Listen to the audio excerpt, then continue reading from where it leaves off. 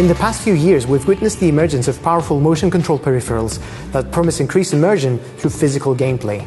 At the same time, we're not exactly ready to throw away our trusted controllers, especially not when most of these motion control games have not exactly delivered on that promise.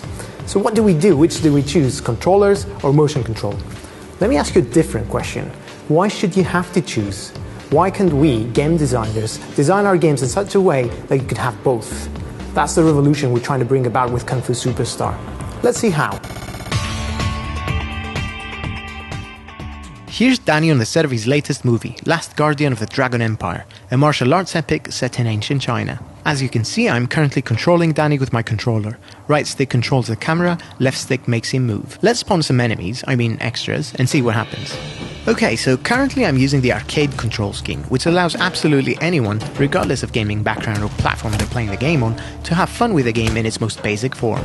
As you can see, I'm using the face buttons to trigger common third-person fighting game actions like light attack, strong attack, block, counter and dodge. The moves you're seeing are still actual martial arts moves generated by our fight choreography engine in a way that keeps the action dramatic and exciting. Right, so let's go in the pause menu of our prototype for a second, and let's assume that I'm more of a hardcore gamer. And as a hardcore gamer, I require a bit more challenge and tactics from my fighting game experience. So I switched the control scheme to simulation controls and jumped back in the game, and now let's see what happens.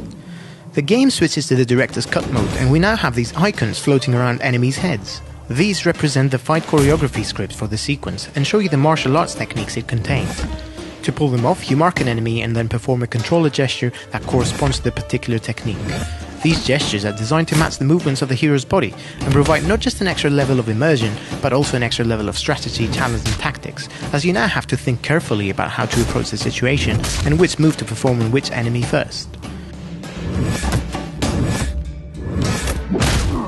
While the director's cut mode gives you a script to follow, the improv mode ramps up the challenge by not showing you technique icons.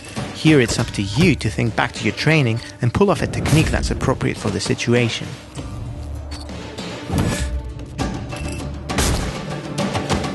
Okay, so that's pretty immersive, but what about if I want to step it up a notch? What if I wanted to perform all those cool moves myself instead of just emulating them on the controller? Easy enough, all I have to do is put the controller aside, stand up, and that's it, I'm in the game. I'm physically taking part in the action, performing all these moves myself. No pause menus, no scanning, no calibration. All I have to do is stand up and start fighting. The game adapts to the change in control methods automatically. The engine takes control of the camera and player movement for me and lets me focus on the most important part of the game, the explosive combat action, which is now masterfully directed and delivered by the clever AI algorithms of our fight choreography engine.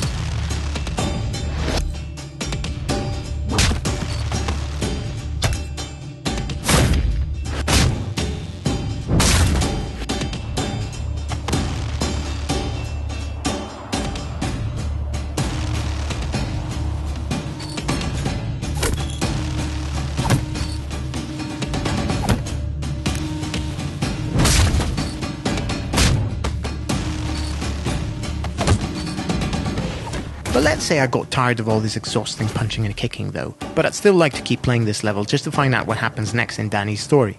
No problem. I slouch back on my sofa, grab the controller again, and I keep going. Again, seamless transition, no pauses, no frustration. We've seen some motion control games with controller-based features crowbarred in at the 11th hour, and we've seen some controller games with trivial motion control add-ons. I think it's clear that what we're talking about here is neither of those. We're talking about something that's been designed from the ground up to work equally well with either control option. You're the one who gets to make the final decision on how you want to experience the game, and you get to make that decision whenever you want and as many times as you want. I think one of the smart things here is to work on a control mechanism that allows players choice. The choice of whether to stand up and go into the action yourself, or the choice of whether to sit down and relax and use a controller. And that's what's so great about today's world. We've got choice and consumers want choice. Sometimes I want to be relaxed, sometimes I want to be energetic.